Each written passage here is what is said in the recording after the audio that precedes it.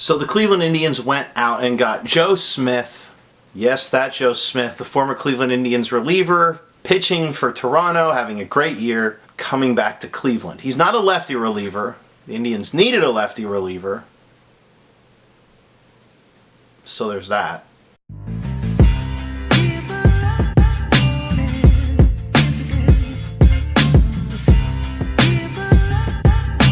Joe Smith wasn't the answer that probably everybody was looking for. When you hear names like Yu Darvish, you hear names like Brad Hand, Zach Britton, even guys like Trevor Rosenthal on the list, you start getting your hopes up that they're going to make a move. I mean, they don't really need a number 3 starter with Danny Salazar stepping up, so they had to go out and get a reliever, and that's what they did. They went out and they got Joe Smith, and I'll get to him in a second.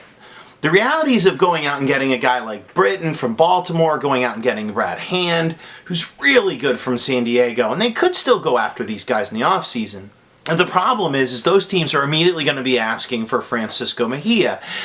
And Francisco Mejia is probably untouchable. Those of you that know me know I hate that word. Untouchable stinks. But for a reliever, even a reliever like Brad Hand, who's got 2 years, who takes the Indians past the losses of a couple of their relievers. Andrew Miller's done at the end of next year, so is Cody Allen. Brad Hand is a guy who could bridge that next year. But you're not going to spend Francisco Mejia on a reliever. At least I don't think you are. I mean, of course, Andrew Miller's cost us Clint Frazier, but Andrew Miller's the best reliever in baseball. It's a slight difference. Hand is not that. He's good. He's really good, but he's not that.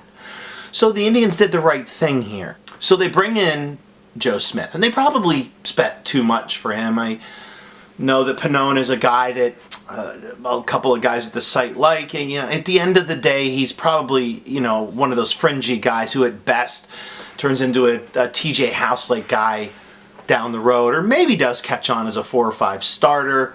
Is Joe Smith worth it? That's the question. This year he's seen kind of a renaissance.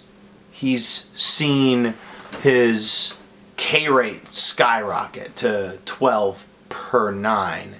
Walk rate staying, fairly close to the same. You've also seen a change in approach. He's using 4-seam fastballs a lot more, especially against left-handers, and especially as an out pitch. He's using it a lot against lefties as his first pitch to get that first strike, and then he's using it once he's got 2 strikes, and he's using it once he gets ahead in the count a lot more. And I'm not talking about a little bit. I'm talking about 100% more. And we're talking about a guy who, when he gets ahead in the count, used to throw the 4-seamer about 32% of the time. Now he's throwing it about 72% of the time. He's using it 62% of the time when there's a 2-strike count on him. He's using that 4-seamer, and that 4-seamer has, at least at the beginning of the year, had a ton of horizontal movement.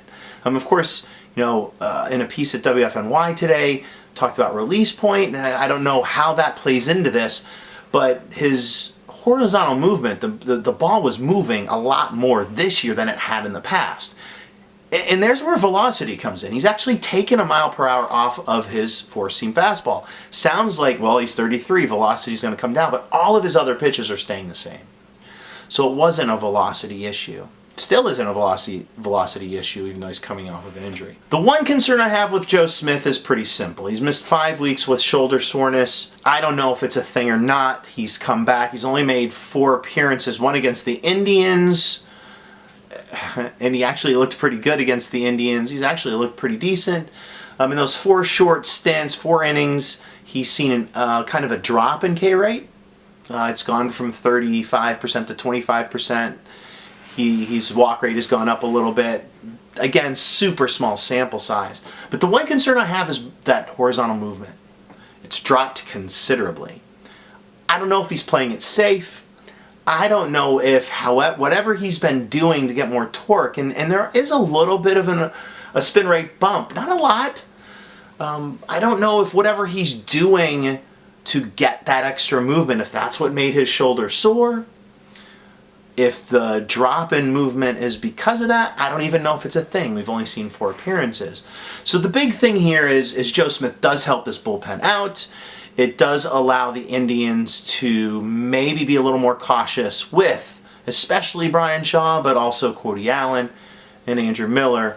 I don't know that this creates the big four that a lot of people were thinking of with a guy like Hand coming in or a guy like Britton coming in, but it does give the Indians another weapon that they can use if they use it cautiously, because of course we've got that sore shoulder and we don't want to deal with another injury to a piece that we just acquired. So I'm going to leave it there with Joe Smith. Not a huge pickup. But the big thing is we didn't get rid of our top assets. We gave away good assets and maybe tossed them away for half of a year. But if Joe Smith helps keep our bullpen healthy, if it helps keep Cody Allen fresh, a right-hander, Bryan Shaw fresh, a right-hander, who we've seen a little bit, who we've seen struggle just a little bit, maybe some drops in velocity, including Miller, maybe a tick under what they normally throw. If he can help there, then job well done. Now, how is he going to be utilized? Your guess is as good as mine. Francona at least knows him, right? So he's going to use him in the right way, right?